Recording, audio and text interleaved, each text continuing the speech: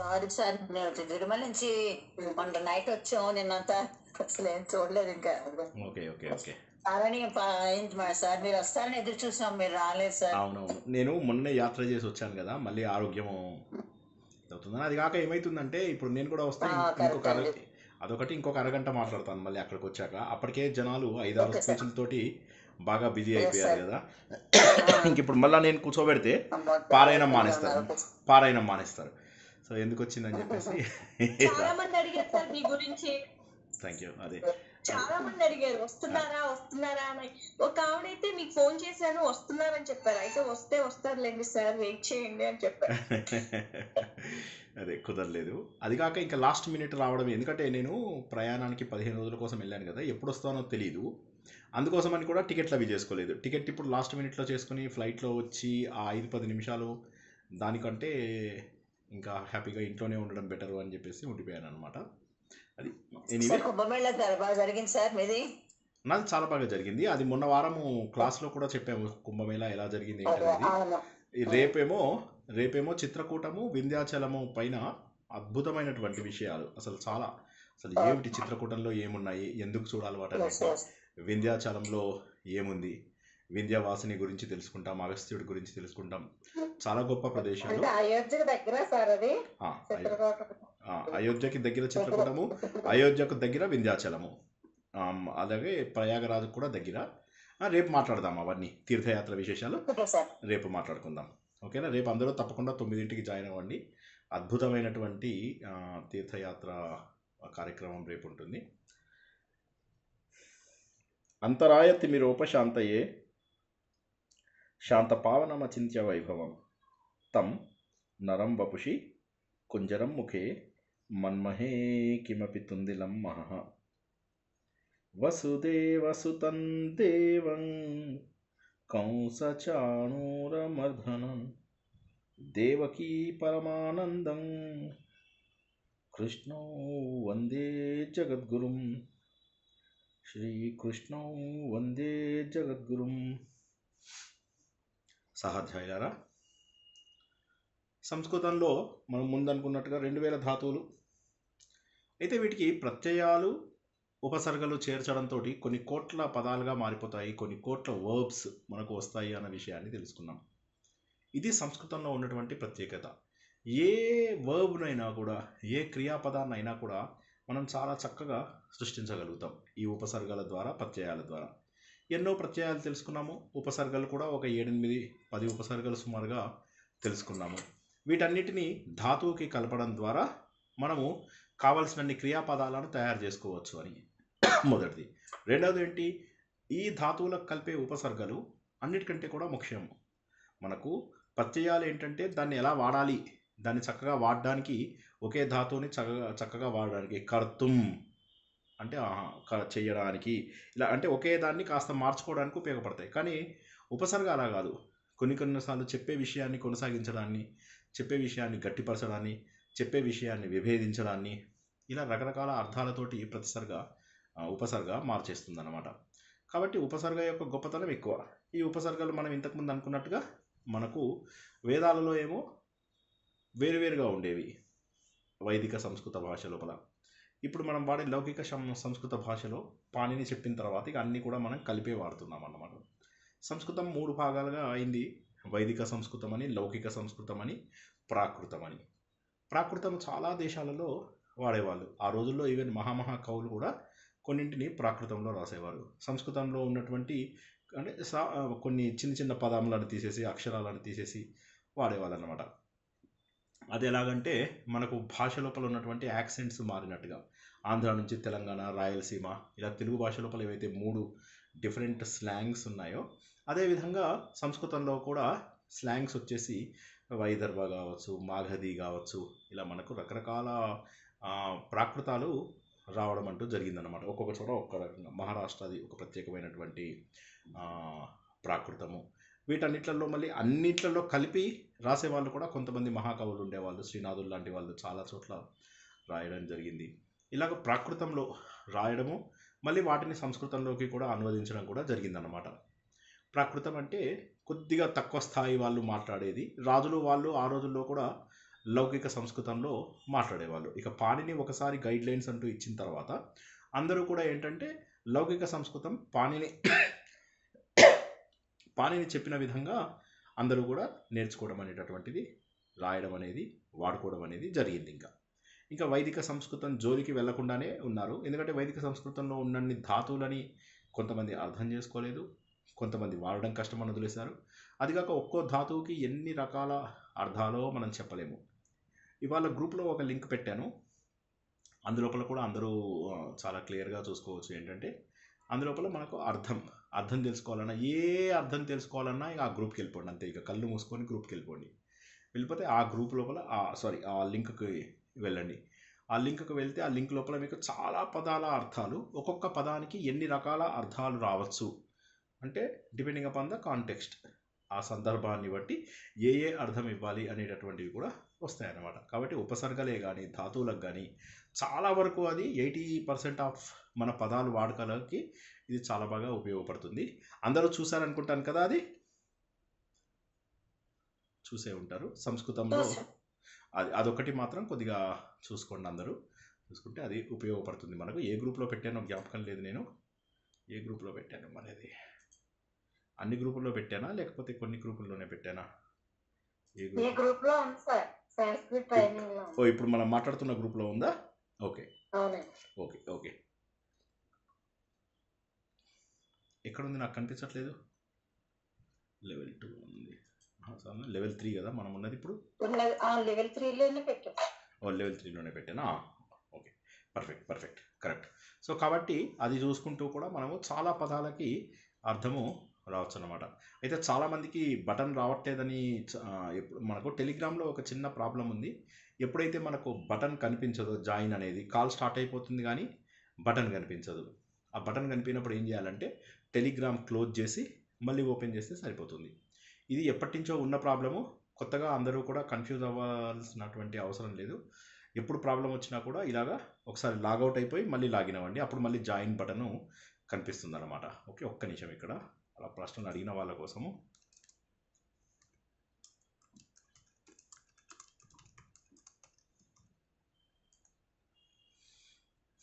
అది ఇక మనము గత వారం నేర్చుకున్నటువంటి ఉపసర్గల తర్వాత మనము వరకు నేర్చుకున్నట్టున్నాము.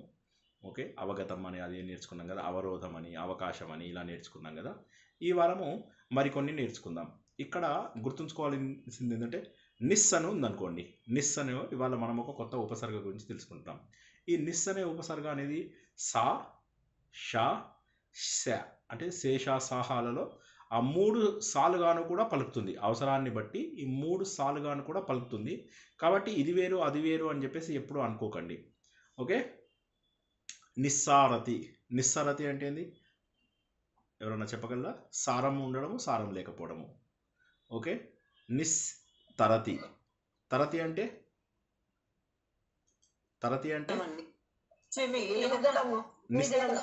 నిస్తరతి అంటే నిస్తరతి అంటే ఈదలేకపోవడము. అంటే ఈ సంసార సాగరాన్ని నేను ఈదలేకపోతున్నాము అంటారు. అవునా? తేజస్సు ఉందంటే బాగా యాక్టివ్గా ఉన్నాడు అని చెప్పేసి. లేదండి నిస్తేజం అయిపోయాను నేను, నా లోపల ఓపిక లేదు అని చెప్పి చెప్తారు కదా, అది నిస్తేజ. ఎవరైనా చలనం ఉంది, నిశ్చల. ఇక్కడ చూసారా సా మారిపోయింది, చూసారా?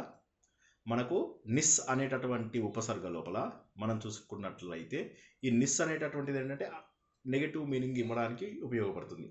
ఓకే, ఆ నెగటివ్ మీనింగ్ ఇచ్చేటప్పుడు ఇది సా, షాగా కూడా మారిపోయే అవకాశం ఉంది. అదొకటి గుర్తుంచుకోండి. ఇందాక మనం నేర్చుకున్నటువంటి నిస్తరతి కానీ నిస్తేజం కానీ ఉత్తసాది. ఇప్పుడు మనకు వచ్చినది నిశ్చల. శర్మ లోపల శాలగా నిశ్చల అంటే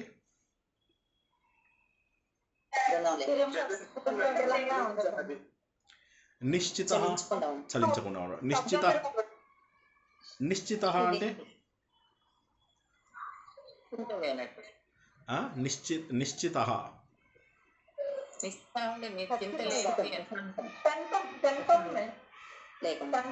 కన్ఫర్మ్. నిశ్చింత కాదు, ఇక్కడ నిశ్చింత వేరు.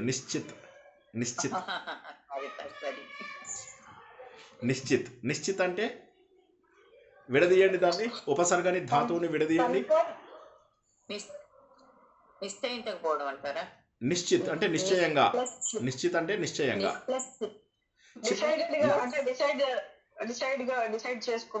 చేసుకున్నట్టు. మరి దానికి చిత్ ఎందుకు వచ్చిందో చెప్పగలరా? ఇది నిసర్గ సంధి కాదు, ఇది నిస్ అనేటటువంటి యొక్క ఉపసర్గ ఇది. ఓకేనా, ఇది ఉపసర్గ అంతే. ఇక్కడ నిశ్చిత్ అని చెప్పేసి ఏదైతే వచ్చిందో, చిత్ లేకుండా ఉండడం. చిత్ అంటే ఏంటి? మనస్సు. మనస్సు ఏంటి? ఎప్పుడు చంచలంగా ఉంటుంది. దాన్ని ఒక దెబ్బ కొడితే నిశ్చిత్ సర్టెన్ డెసిషన్స్ మనము తీసుకోగలుగుతాము. అంటే ఏదైతే చంచలంగా ఉందో దాన్ని చంచలంగా లేకుండా చేయడాన్ని నిశ్చిత్ అంటారు. నిశ్చిత్ కాదు, నిశ్చిత్. నిశ్చిత్ నిశ్చిత్ నిశ్చలంగా ఉంది, నిశ్చిత్గా ఉంది అని చెప్పేసి అంటారు కదా. నిశ్చింత కాదు, నిశ్చిత్. ఓకే, చిత్ అంటే చిత్తము, చిత్ అంటే చిత్తము.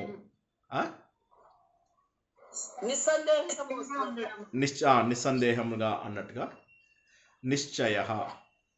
ఓకే, నిశ్చయంగా, నిశ్చయంగా అనేటటువంటిది. తర్వాత ఇంకోటి ఏంటంటే పాపం. పాపం ఉంది. పాపంకి ఏంటి? నిస్ పెట్టి పాపం పెట్టండి. పాపము, పాపము, పాపము, పాపము చెప్పండి. నిష్పాపం. నిష్ ఇక్కడ వచ్చే షా వేరు, ఇక్కడ వచ్చే షా ఏదైతే ఉందో అది విషంలో వచ్చే షా. ఓకే, సో నిస్ అనేటటువంటి ఉపసర్గ ఏదైతే ఉందో ఇది సే, షా, సా ఏవైతే 3 రకాల సాలు కనిపిస్తున్నాయో ఆ 3 రకాల సాలల్లో కూడా ఇది ఉంటుంది అని గుర్తుంచుకోండి. 3 రకాల సాలు ఏవైతే ఉంటాయో వాటి మూడింటికి కూడా ఇది వస్తుంది. నిష్ ఫలము. ఫలం అంటే ఫలితము. నిష్ఫలము అంటే ఓకే. ఇంకోటి చెప్తాను, ఎవరైనా దానికి నిష్కంటకం అని ఉంది. దీనికి ఒకళ్ళు ఎవరైనా ప్రయత్నం చేయండి. నిష్కంటకం. ఆటంకం లేనిది సార్. నిష్కంటకం అంటే ఆటంకం లేనిది. ఓకే, ఆటంకం లేనిది. విడదీయండి. కంటకం అంటే ముళ్ళు కూడా వస్తుంది కదండి. Correct correct correct. కంటకం లేకుండా ఉన్నటువంటి దారి అంటే నిష్కంటకం. ముళ్ళు లేని దారి. ముళ్ళు లేని దారి నిష్కంటకం. కంటకం లేకుండా. ఇప్పుడు మనకు సాతోని షాతోని ఇవన్నీ నేర్చుకున్నాము. అలాగేనా సరే, ఇలాగ మనకి ఏంటంటే కపటం ఉండడం, కపటం లేకుండా ఉండడం. చెప్పండి.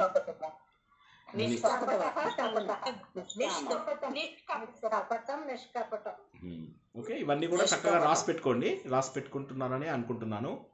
ఓకే, నిస్తరతి, నిస్తేజము, నిశ్చలము, నిశ్చిత, నిశ్చయ, నిష్పాపం, నిష్ఫలం, నిష్కంటకం. ఓకే, నిస్సారం కూడా వస్తుంది కదా సార్. నిస్సారం. ఎస్ నిస్సారం కూడా వస్తుంది కదా. Yes yes yes. నిష్కర్ష వస్తుందా సార్? నిష్కర్ష కూడా వస్తుంది ఖచ్చితంగా. నిష్కర్షగా చెప్పారు అని చెప్పేసి వస్తుంది. ఓకేనా. ఇక ఇప్పుడు ఇలాగే మనము ఓకే, ఇప్పుడు నిర్ అనే దాంతో చెప్దాం మనం. నిస్ లాంటిదే నిర్ల. సారీ, ఎవరు ప్రశ్న అడిగారు? నిశేషం కూడా వస్తుంది కదా.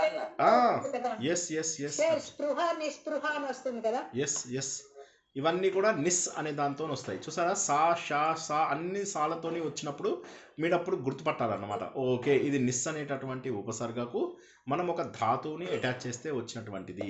ఇది ఏంటంటే నెగిటివ్ ఫీలింగ్ని ఎక్కువగా ఇస్తుంది. అక్కడ ఉన్న పదానికి వ్యతిరేకమైనటువంటి అర్థం ఇస్తోంది అని గుర్తుంచుకున్నట్లయితే సరిపోతుంది. ఓకే, ఇప్పుడు ఇలాంటిదే నిర్ అంటే ధనము, నిర్ధనము అంటాం కదా. జనము, నిర్జనము, గచ్చతి, నిర్గచ్చతి. ఉపయోగం, నిరుపయోగం. కరెక్ట్. ఈక్షణము, నిరీక్షణము.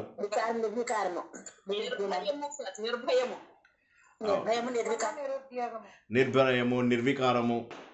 ఇంకా చాలా వస్తాయి, చెప్పండి ఇంకా. సో నిర్వేదం, నిర్వేదం, నిర్మోహం, నిర్వేదం. Correct correct correct. ఉద్యోగం, నిరుద్యోగం, ఆదరం, నిరాదరణ. చూసారా, మనకి ఇప్పుడు ఇందులోపల ఇంకోటి ఏంటంటే నిరీక్షణం. చెప్పండి ఎవరన్నా. నిరీక్షణం, నిరీక్షణం,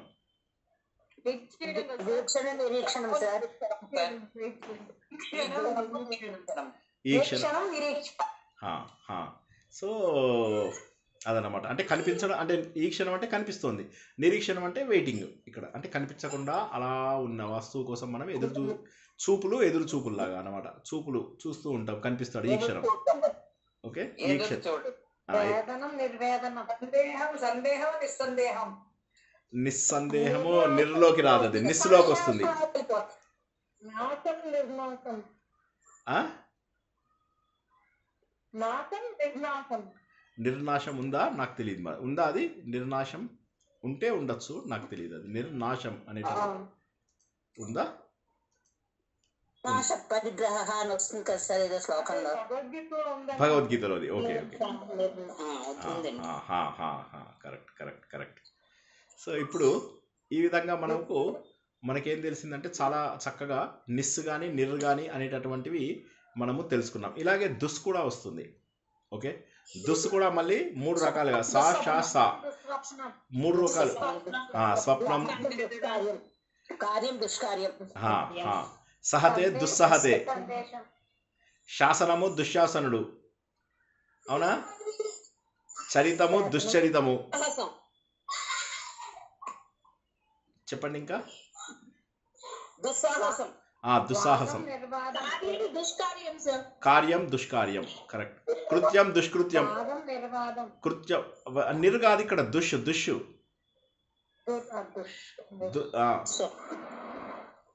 తరతి దుస్తరతి, నిస్తరతి అక్కడ వచ్చినట్టుగా ఇక్కడ దుస్తరతి కూడా వస్తుంది. చరతి నిశ్చరతి దుశ్చరతి. ఓకేనా.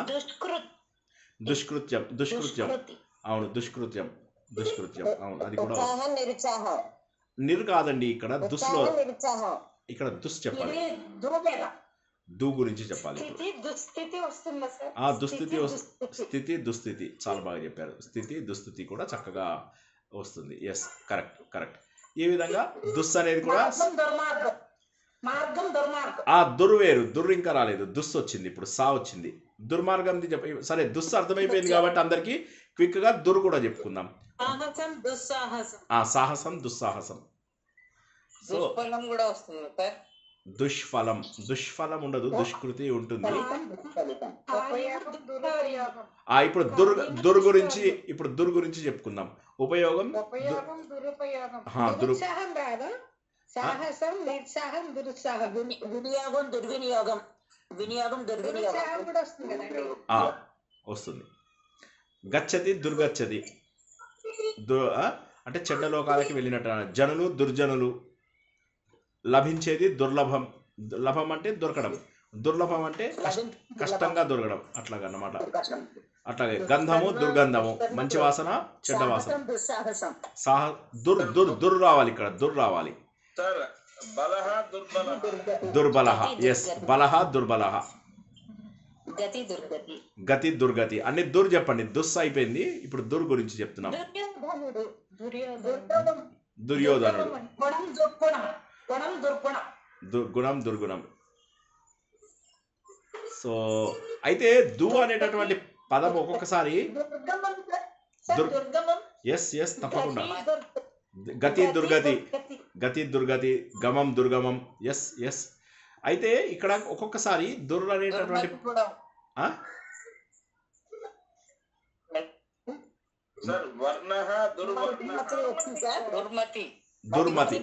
దుర్మతి ఉంది. దుర్వర్ణ నేను వినలేదు, ఉందేమో మరి ఎక్కడైనా, నాకు తెలీదు, ఉండొచ్చు కానీ ఉందా, ఉంటే దుర్వర్ణ.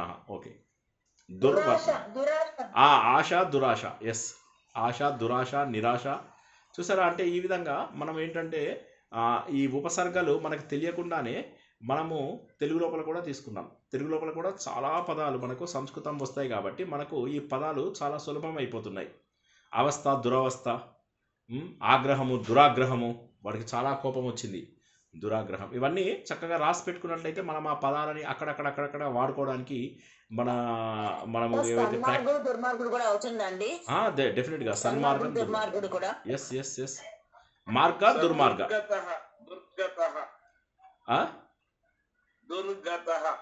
దుర్గత, కరెక్ట్. గతి దుర్గతి లాగా, ఎస్ కరెక్ట్, అంటే చెడ్డ గతి. గంధం దుర్గంధం, కరెక్ట్. ఓకే, ఈ విధంగా ఇప్పుడు వి అనేది మనం చూసుకుందాం. సంయోగం వియోగం లాగా వి, ఓకేనా. వియోగం. తరతి వితరతి, అంటే ఒకటేమో అది లేకుండా, అంటే అది లేకుండా అనేటటువంటి మీనింగ్కు మనము వి అనేది ఎక్కువగా చెప్తాం. ఒక్కొక్కసారి ఏమవుతుందంటే విశిష్టంగా అన్న పదం కూడా వస్తుంది. ఇది ఒక్కటి కొద్దిగా మనకు వి అనేది వచ్చినప్పుడు యోగం వియోగం యోగం వియోగం ఓకే, అది చెడు వచ్చింది. కానీ కొన్నిసార్లు ఏమవుతుందంటే వి అనేది మంచిని కూడా ఇస్తుంది. ఒక్కొక్కసారి విజయతే, జయతే, విజయతే, అట్లా అదొక్కటి కొద్దిగా గుర్తుంచుకుంటే మనకు సరిపోతుంది.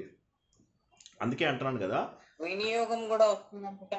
నియోగం వినియోగం, వినియోగం యోగం వినియోగం, అది నియోగం అనేది ఏదన్నా ఉందా పదం చూడాలి మనం.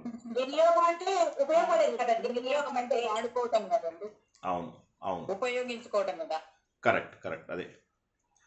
వ్యాధి అనేటటువంటి ఒక పదం ఉంది. దానికి ఆధిహి వి ప్లస్ ఆదిహి వా వ్యాధిహి. ఆధి అంటే ఆటంకం అనుకుంటాను. ఆధి అంటే ఆటంకం. ఒక్కసారి గూగుల్లో చూద్దాం. సార్ భీషణ విభీషణ. ఓకే, అక్కడ విశిష్టము అనేటటువంటి పదం వస్తుంది. అక్కడ విశిష్టము అనేటటువంటి పదం వస్తుంది. కాబట్టి దట్ ఈస్ కూడా గుడ్. అది సరైనటువంటి ఉదాహరణనే. సో ఆ విధంగా మనకేంటంటే వి అనేది అలాగ మనకు వచ్చింది. తర్వాత ఇంకోటి ఏంటి, ఈక్షతే వీక్షతే. ఓకే, ఈక్షతే వీక్షతే. వీక్షణ అన్నా కూడా తప్పు అర్థం కాదు. ఇక్కడ అంటే మనం ఇందాక అనుకున్నట్టుగా ఈ వి అనేది ఏదైతే ఉందో రెండు రకాల అర్థాలు ఇస్తుంది. ఒకటి పాజిటివ్గా, ఒకటి నెగిటివ్గా. పాజిటివ్గా ఇచ్చినప్పుడు అది విశిష్టమైనటువంటి, విశేషమైనటువంటి అనే అర్థాన్ని ఇస్తుంది. నెగిటివ్గా వచ్చినప్పుడు అది లేకుండా ఉంటుంది. ఇప్పుడు వ్యూహం అనుకోండి, ఊహతే, దానికి వ్యూ వి ప్లస్ ఊహ, వి ప్లస్ ఊహ అంటే ఊహించడాన్ని మంచిగా ఊహించడం. వ్యూహం అంటే ప్లాన్. ఇక్కడ దానికి ఊహతే అనేటటువంటి పదంకి వి అనేది కలవడం వల్ల అది వ్యూహం అయింది. వ్యూహం అనేసరికి ప్లాన్ అనేటటువంటి ఒక అర్థం కూడా అది ఇచ్చిందన్నమాట. ఓకేనా? సో ఈ విధంగా కృతి వికృతి, ఎస్ అలాగే నెక్స్ట్ ఇంకా ఇది కూడా మనం ఇందాక అనుకున్నాం. కృతి వికృతి ప్రకృతి. కృతి జ్ఞానం విజ్ఞానం సార్. Beautiful word. జ్ఞానం విజ్ఞానం. శిష్టిత విశిష్టిత. ఎస్. వ్యాప్నోతి, వి ప్లస్ ఆప్నోతి. ఆప్నోతి అంటే తీసుకోవడము, వ్యాప్నోతి అంటే అన్ని చోట్ల వ్యాపించి ఉండడం. ఓకే, ప్రకృతి వికృతి అవుతుంది. ప్రకృతి వికృతి, కరెక్ట్. కృతి నుంచి ప్రకృతి వికృతి. కృతికి ఇంక ముందుకు వెళ్ళేటట్టయితే ప్రకృతి, కృతి కనుక చెడుగా వెళ్ళేటట్టయితే వికృతి. ఇట్లాగా మనము వి అనేటటువంటి ఉపసర్గని కూడా మనము తెలుసుకున్నాము. ఓకేనా? సో ఇదాగా మనకు ఆగచ్చతి చెప్పుకున్నాము. ఓకే, తర్వాత అధిగచ్చతి, ఇవన్నీ కూడా చెప్పుకున్నాం కదా.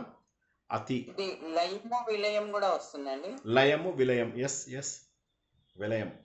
ఇప్పుడు ఇక్కడ లా మారిపోయింది చూడండి. విలయంలో లా మారిపోయింది, మారుతుంది కూడా. లా మారుతుంది, తప్పులేదు. ఇది కూడా వస్తుంది కదా, లీనం విలీనం. లీనం విలీనం, ఎస్ కరెక్ట్. ముఖః విముఖః, ఎస్ కరెక్ట్. వితరతి, తరతి, వితరతి, వితరణ, తరణ, వితరణ ఇవ్వచ్చు. వితరణ అంటే ఇక్కడ విశిష్టంగా ఇవ్వడము అనేటటువంటి అర్థం వస్తుంది. ఓకే, సో ఇప్పుడు అలాగే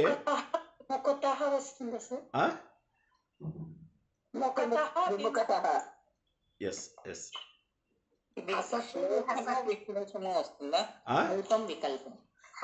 కల్పం వికల్పం, కరెక్టే. కల్పం వికల్పం.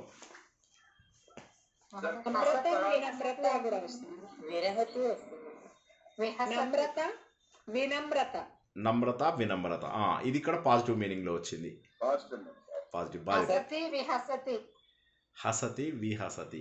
ఓకే, విహసనం అంటే ఏమర్థం వస్తుంది ఇక్కడ? అపనమ్రత అని కూడా అనొచ్చా? అపనమ్రత అనేది ఉందా? నమ్రత అపనమ్రత విన్నట్టు అంటే నాకు తెలియదు, ఊరికే జస్ట్ అనిపించడం లేదు. అది విన్నట్టుగా అనిపించదు.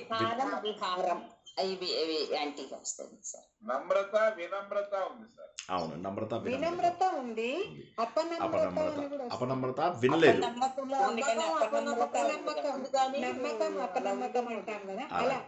అలా తెలియడం లేదు. ఉండొచ్చేమో, చూడాలి. మనకు గూగుల్లో కొడితే కానీ తెలియవు కొన్ని, ఎందుకంటే అన్ని మనకు మొత్తం రావు కదా. సో సో కాబట్టి అది చెప్పలేము. ఓకే, ఇప్పుడు భద్రత అభద్రత అంటాం కదా. కరెక్ట్ కరెక్ట్, భద్రత అభద్రత అంటాం, కానీ ఇక్కడ మనకు అది దాని ఎగ్జాంపుల్ కాదు, కానీ అదే. ఓకే, నెక్స్ట్ ఇప్పుడు అతి అనేది నేర్చుకుందాం. ఓకే, విశ్లేషము వస్తుందా? శుద్ధం విశుద్ధం, శుద్ధం విశుద్ధం రెండు కూడా కరెక్టే. ఎస్, ఇవన్నీ కూడా ఏంటంటే మన దాన్ని పాజిటివ్గా తీసుకెళ్తున్నాయి. అవి శేషము విశేషము. శేషం అంటే మిగిలింది, విశేషము అంటే విశిష్టంగా మిగిలినటువంటిది, అంటే స్పెషల్ కేస్ అని చెప్పి చెప్పుకుంటారు. శేషం విశేషం, చక్కటి పదాన్ని చెప్పారు, వండర్ఫుల్. ఇప్పుడు ఇక హారం విహారం కూడా హారం విహారం, నిర్వేదం, వేదం నిర్వేదం ఇక్కడ మనకు వీతో ఎందుకు వచ్చింది?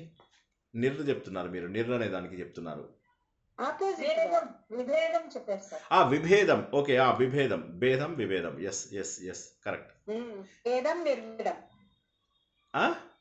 భేదం వేదం నిర్వేదం, నిర్రు ఇక్కడ అది నిర్రు దాంట్లో వస్తుంది. వేదనతో ఉన్నారు, నిర్వేదంగా అంటే అది నిర్ అనే ధాతువులో దాంట్లో వస్తుంది, ఉపసర్గలో వస్తుంది. నిర్ అనే ఉపసర్గ, అదే ఉపసర్గలోనే చెప్తున్నాను, అది వస్తుంది కదా. విపసర్గ విలో, వి ఉపసర్గ మనం వాడుతున్నది ఇప్పుడు మనం చెప్పుకుంటున్నది వి ఉపసర్గ, వి వి అనే ఉపసర్గ. నిర్ర అయిపోయింది, నిర్ర ఇందాకే అయిపోయింది. ఓకే, ఇప్పుడు అతి అనేటటువంటి ఉపసర్గను వాడుకుందాం. ఓకే, అతిక్రమించడం, క్రమాంగం అతిక్రమాతి. ఓకేనా, చరతి అతి చరతి అంటే బాగా దూరం వెళ్ళిపోయాడు. సులభం అతి సులభం. అతి సులభం అనేది రెండు పదాల్లాగా వినిపిస్తుంది కదా, అది కొద్దిగా వినయం అతి వినయం కూడా ఉంది కదా సార్. నెగటివ్. ఓకే ఓకే, వినయం అతి వినయం వస్తుందా సార్? ఆచారము అత్యాచారం, అతి అద్భుతం, అతిశయం, వెరీ గుడ్, అతిశయం అత్యద్భుతం, ఆశ అత్యాశ, వెరీ గుడ్, చాలా బాగా చెప్తున్నారు. ఈ క్లాసు అయిపోయాక మళ్ళీ మొత్తం వీడియో చూసుకుని రాసుకోండి ఎగ్జాంపుల్స్. చాలా ఫాస్ట్గా చెప్పేస్తున్నారు మీరు. నేను చెప్దాం అనుకున్న దానికంటే కూడా ఫాస్ట్గా. ఇవాళ ఎట్టి పరిస్థితుల లోపల ఉపసర్గలు ఇంకో 4 నిమిషాల్లో క్లోజ్ చేసి పడేయాలి వాళ్ళు, అంతే. వచ్చే వారం నుంచి బై ద వే అందరికీ తెలిసింది కొంత తెలుసు కాబట్టి చెప్తున్నాను. వచ్చే వారం మనము ఆత్మనేపది మనము ప్రారంభించుకుంటాం. పరస్మైపది పదాలు నేర్చుకుంటున్నాం కదా, ఆత్మనేపది నేర్చుకుంటాం. ఎందుకు ఆత్మనేపది డిలే చేసాము? ఓకే, ఎందుకు డిలే చేసామంటే తృతీయ విభక్తి చెప్పిన తర్వాత యాక్చువల్గా చెప్పుకుంటే చాలా బాగుంటుంది. అది కాక ఆత్మనేపది వాడినట్లయితే ఆత్మనేపదిలో చాలా పదాలు పరస్మైపదిలో ఉన్నటువంటివి ఉంటాయి. అవి వచ్చే వారం తెలుసుకుంటాము. దాని అడ్వాంటేజ్ ఎంత బాగుంటుందంటే మనం చూస్తున్నటువంటి చాలా పదాలు అందులో వచ్చినవే. ఓకే, ఈక్షతే, కంపతే, వందే, ఇవన్నీ ఏవైతే ఉన్నాయో ఆత్మనేపది. ఈ ఆత్మనేపది అనేటటువంటిది చాలామంది దీన్ని రాస్తూ ఉంటారు, ఎందుకంటే ఇది పాస్ట్ టెన్స్. మనం ఇంతకుముందు చెప్పినట్టుగా ప్యాసివ్ వాయిస్లో మనము సంస్కృతంలో ఎక్కువగా వాడకం ఉంటుంది. మీరు ఏ పుస్తకం, సంస్కృత పుస్తకం చూసినా కూడా ప్యాసివ్ వాయిస్లో ఉంటుంది. రాముడు చేస్తున్నాడు, ఒక పని చేస్తున్నాడు అనే బదులుగా ఈ పని రాముడి చేత చేయబడింది. రాముడు అడవిలోకి వెళ్తున్నాడు, అడవిలోకి రాముడు అంటే ఇట్లా, అంటే ప్యాసివ్ వాయిస్, యాక్టివ్ వాయిస్గా ఉండదు అన్నమాట. అది మనకు ఒక అడ్వాంటేజ్. యాక్టివ్ వాయిస్, ప్యాసివ్ వాయిస్లలో ప్యాసివ్ వాయిస్ని సంస్కృతంలో ఎక్కువ వాడతాం. మన నిజ జీవితంలో మన అన్ని భాషలలో కూడా యాక్టివ్ వాయిస్ ఎక్కువ వాడతాం. ప్యాసివ్ వాయిస్ వాడడానికి మనము ఏం చేస్తామంటే ఆత్మనేపది లాంటి ధాతువులను వాడతాం. అన్ని ధాతువులు కూడా ఆత్మనేపదిలాగా మారిపోతాయి. అప్పుడు ఏమవుతుందంటే మనం తప్పులు చేయడం తగ్గిపోతుంది. సో ఆత్మనేపది వల్ల భాషను వాడేవారికి సులభమవుతుంది. అందుకోసమే మనం లెవెల్ 3 వరకు వెయిట్ చేయాల్సి వచ్చింది. ఇవాళ ఇంకా 2-3 మిగిలిపోయినట్టున్నాయి, ఒకసారి చూసుకుంటాను, నోట్స్ చూసుకుని. మనకు ఇవాళ ఉపసర్గలు ఒక 5 నిమిషాల్లో కంప్లీట్ చేసుకుందాం, సరేనా? నేను కూడా గొంతుకి ఇవాళ కాస్త రెస్ట్ ఇస్తాను, ఇప్పుడే వేడి నీళ్ళు అవి తాగాను. సో అతి చెప్పుకున్నాం కదా, మనం అతి చెప్పుకున్నాం కదా, అలాగా. మళ్ళీ ఇంకా అభి చెప్పుకున్నామా? అభివాదనం, అభినయం, నయం, అభినయం, నయతి, అభినందనం, అభిముఖం, మానవతి, అభిమానవతి, వెరీ గుడ్, అభినందన, అభినందన చెప్పారు, కరెక్ట్. అభివృద్ధి కూడా వస్తుంది కదా, వస్తుందా? కరెక్టే సార్. అభిప్రాయం. ప్రాయము అభిప్రాయము ఇది నాకు తెలియదు మరి, అంటే అభిప్రాయం అది వేరే పదమేమో మరి నాకు మీనింగ్ డిఫరెన్స్ అదే అంటే Meaning. Meaning complete different meaning వచ్చేసింది అక్కడ. different అక్కడ వచ్చేసింది. అభిప్రాయం అది కాకపోవచ్చేమో. అభిమానం. మానం అభిమానం. సార్ అభివృద్ధి వస్తుంది సార్. ఎస్ ఎస్ ఎస్ వృద్ధి అభివృద్ధి బాగా చెప్పారు. రుచి అభిరుచి కరెక్ట్ వస్తుంది. రుచి అభిరుచి వస్తుంది. మీరు ఇన్ని ఎగ్జాంపుల్స్ చెప్తే మీరు ఇన్ని అభియోగం. బాగుంది. చాలా బాగా అంటే చూడండి ఉపసర్గలు ఎన్ని వాడచ్చో ఇప్పుడు సంస్కృతంలో అర్థమైపోయింది కదా. ప్రాక్టీస్ క్లాసులు చేసేవాళ్ళు చేయించేవాళ్ళు దయచేసి ఉపసర్గల్ని ఒక 2-3 క్లాసుల్లో కంప్లీట్ చేసేసుకుంటే చక్కగా ఇక మనం ఇప్పటివరకు తెలుసుకున్నవన్నీ కూడా వీలైతే వచ్చే వారం ఆత్మనేపథి ప్రారంభించిన తర్వాత నేనేం చేస్తానంటే ఒక 2 వారాల పాటు అంతవరకు మనం నేర్చుకున్నవన్నీ కూడా ఒకసారి క్లుప్తంగా రివిజన్ చేసుకుని ఓకే ఒక 1-2 వీక్స్ పాటు చక్కగా చేసుకుని ఇంకా అప్పటి నుంచి మనము మీకు నచ్చిన భాగవతమో భగవద్గీత ఏవో అవి తీసి దాన్ని మనం చదువుతూ దాన్ని ఇంటర్ప్రిట్ ఎలా చేయాలి అది మనం సంస్కృతంలో మాట్లాడుకుంటూ చక్కగా చేయడానికి ప్రయత్నం చేద్దాం. చాలా వరకు మనము అర్థం చేసుకోగలుగుతాం. మనకు ఉపసర్గలు అర్థమయ్యాయి అంటే మనకు చాలా వరకు ధాతువులను అర్థం చేసుకోగలుగుతాం. ఇంకా తెలియని ధాతువులు చాలా ఉన్నాయి. నేను మళ్ళీ చెప్పినట్టుగా 2000 ధాతువులు మన జీవితంలో వాడం. ఇంకా తెలుగులోనే వాడం 2000 క్రియాపదాలు. కాబట్టి వాడినవే వాడతాం. ఓకే బాగా ఎక్కువగా సారీ అబౌట్ ఇట్ బాగా ఎక్కువగా మాట్లాడే నాలాంటి వాడు కూడా 100-150 ధాతుల కంటే మాట్లాడు తెలుగులో. అది తర్వాత అభ్యుత్థానం అనేది ఒకటి వస్తుంది తెలుసా. ఉత్థానము అభ్యుత్థానము ఒక అభి ప్లస్ ఉత్థానం.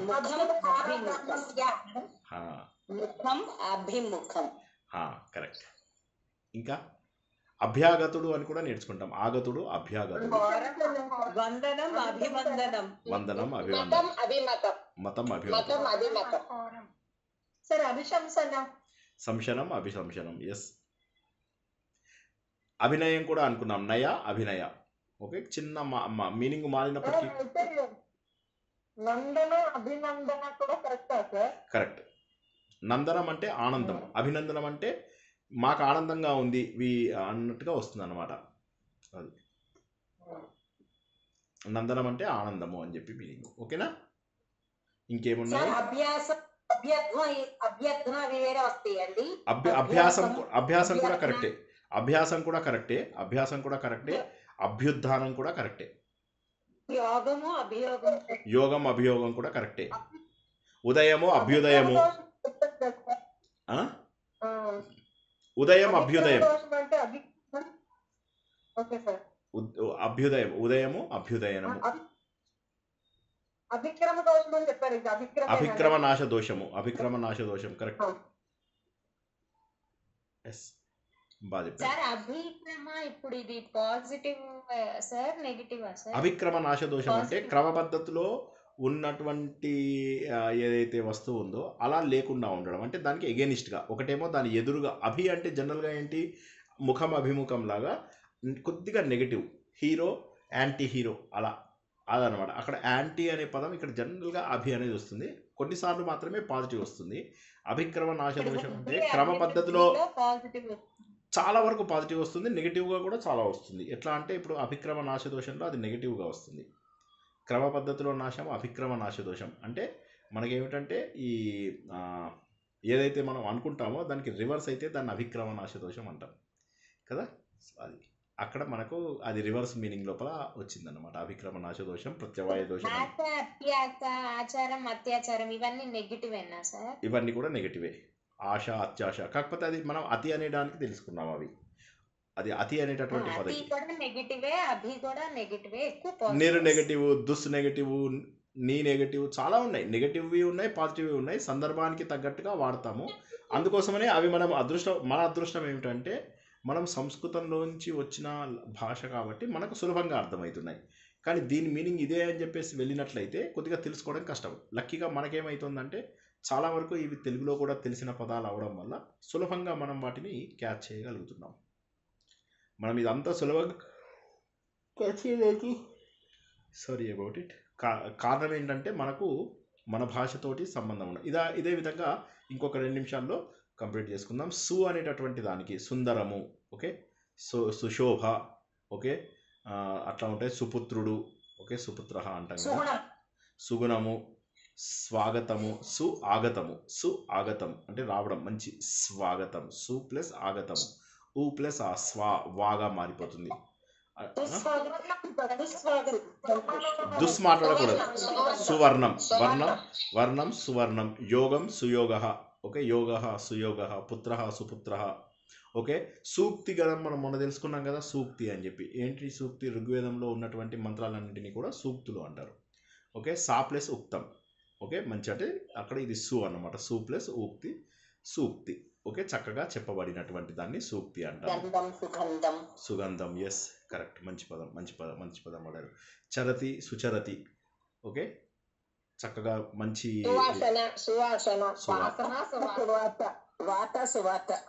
వార్త.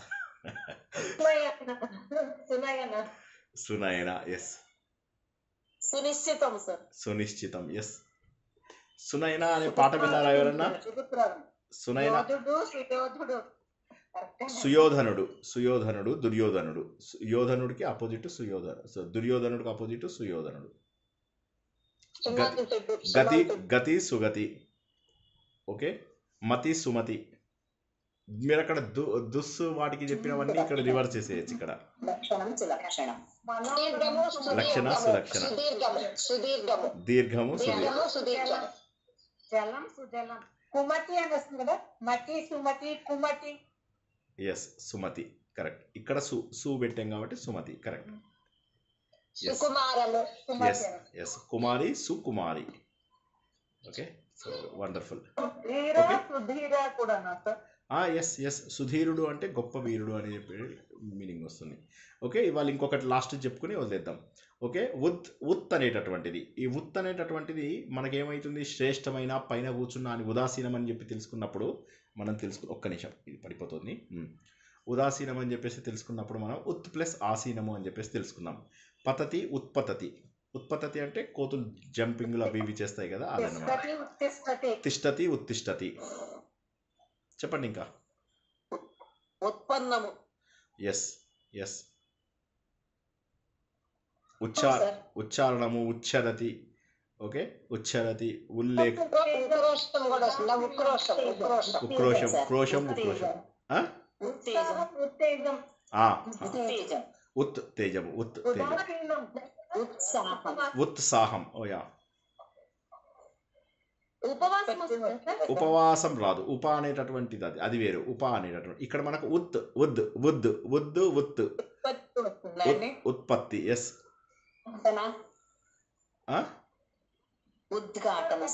ఉద్ఘాటన. ఎస్, బాగా చెప్పారు. ఉపయోగం రాదు. ఉప అనే ఉపసర్గ అక్కడ. ఉద్గ్రంథం. Yes, very good. ఉద్యోగం వస్తుంది, ఉత్సాహం వస్తుంది, ఉత్కర్ష వస్తుంది, సముత్కర్ష, ఉత్కంఠం. ఎస్,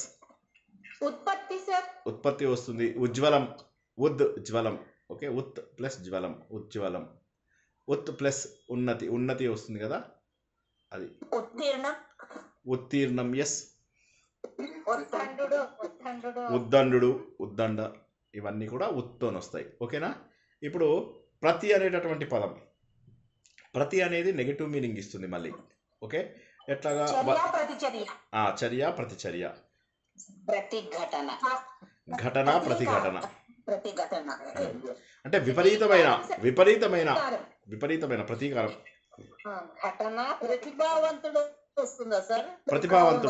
ప్రతిభావంతుడు రాదు.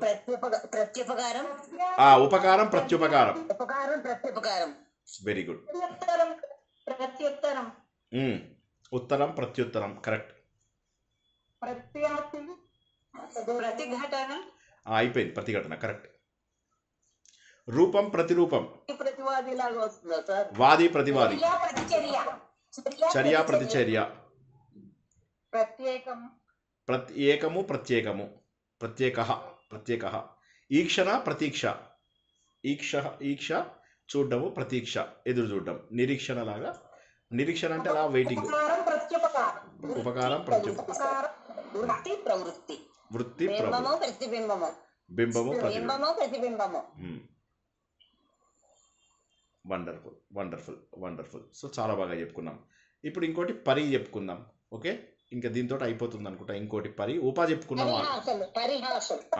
హాసము పరిహాసము పరిహారం పరిహారం పరిక్రమ పరిక్రమ అది ఒకసారి చెప్పారండి. పరివర్తనం పరివర్తనం వస్తుందా? పరివర్తనం పరిక్రమ పరిక్రమ సార్, పరివాహం రాదా సార్? పరివాహం వస్తుంది, పరివాహ ప్రాంతాలు వస్తుంది. ఈక్షం ఈక్ష పరీక్ష ఈక్ష పరీక్ష ఈక్ష ఈక్ష పరీక్ష కూడా వస్తుంది. ఓకే, పరివర్తన వర్తన పరివర్తన. ఓకే, పరిక్రమ పరిక్రమ చర్య ప్రతిచర్య పరిభ్రమణ పరిభ్రమణం భ్రమణం పరిభ్రమణం. ప్రతీకారం అనేది ప్రతీకారం రాదు. ప్రతీకారం ఆల్రెడీ మనం పరి చెప్పుకుంటున్నాం ఇప్పుడు. పరిపక్వం పరిపక్వం ఎస్ కరెక్ట్. పరిపూర్ణం ఎస్ కరెక్ట్. పర్యవసానం ఎస్. పరిగ్రహం పరివారం పరిజనులు పరివారము ఎస్ బాగా చెప్పారు. పరివారము పరిజనులు ఇవన్నీ రాసుకోవాలి మరి మీరు. పర్యాప్తం అంటే సరిపోయింది అని చెప్పడానికి పర్యాప్తం అంటారు. పర్యావరణం ఎస్ పర్యావరణం కరెక్ట్. శుభ్రత పరిశుభ్రత వండర్ఫుల్. సో ఈ విధంగా మనము పరి అనేది చెప్పుకున్నాం. ఉప అనేది కూడా మనం ఇంతకుముందు చెప్పుకున్నట్టున్నాము. ఇంకా అది చెప్పుకుంటే అయిపోతుంది. నా నోట్స్ ప్రకారం అది అయిపోతుంది.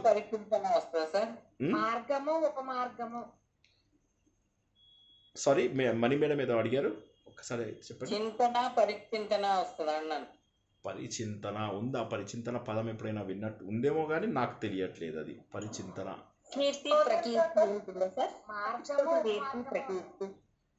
ప్రకీర్తి అనేది ప్రా అనేటటువంటి ఉపసర్గతో వస్తుంది. అది పరి అనేటటువంటి దాంతో రాదు. పరిశోధన కరెక్ట్. పరిశోధన కరెక్ట్. శోధన పరిశోధన. ఇప్పుడు ఉప స్టార్ట్ అవుతుంది. ఇంకా ఉపది చూసుకుందాం. దేశము ఉపదేశం ఉపదిశతి. ఉపదేశాన్ని ఉపవాసము ఉపనిషత్తు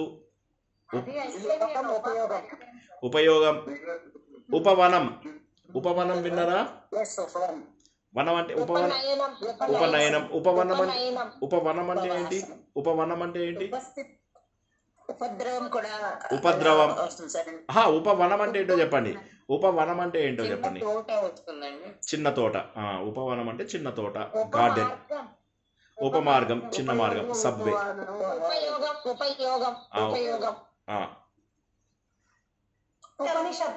ఉపనిషత్తు ఉపరితలం. ఉపదేశం చెప్పేశారు. ఇంకేమున్నాయి? ఉపాసన చెప్పారా? ఉపాసన ఉపాస్తే. ఉపనిషత్తు అయిపోయింది. ఉపవిశత్తు. ఉపస్థితి అని ఇందాక ఎవరో చెప్పారు, ఉపస్థితి అని. ఇప్పుడు మేము ఆర్ఎస్ఎస్లో ఏంటి, వాళ్ళు ఎంతమంది ఉపస్థితి అంటారు అంటే ఎంతమంది అక్కడ ప్రజెంట్ అని. ఉపస్థితి అంటే ప్రజెంట్ అని మీనింగ్. రాసుకోండి, తెలియని వాళ్ళు రాసుకోండి. ఎస్. ఉపగ్రహం ఉపగ్రహము ఉపవిశతి. ఉపహారః ఉపదేశం. ఉపహారము ఉపచారము. ఉపచారం అంటే ఏంటి? సేవ చేయడం. ఉపహారం అంటే ఫలహారం సార్.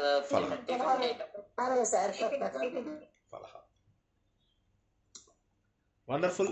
సో అల్పాహారం అంటే కొద్ది ఆహారం అంటే అల్పాహారం అంటారు. ఉపహారం అంటే బ్రేక్ఫాస్ట్, అంటే ఆహారానికి సమీపంగా. సో అంటే జస్ట్ ఉపసంహారం. Yes yes absolutely. ఉద్ఘాటన ఉపోద్ఘాటన ఎస్ వస్తుంది. సో కాబట్టి మనము చాలా చక్కటి విషయాలని తెలుసుకున్నాము. ఈ రోజుతోని ఉపసర్గలు అనుకున్నట్టుగా కంప్లీట్ చేసుకున్నాము. సో నాకేం కావాలి మీ నుంచి అంటే ప్రాక్టీస్ క్లాసుల్లో ఇప్పుడు మనం చెప్పిన, ఇప్పుడు అన్ఫార్చునేట్లీ కాదు, ఫార్చునేట్లీ ఏమైందంటే వాళ్ళు మీరు అందరూ సూపర్ ఫాస్ట్గా చెప్పారు.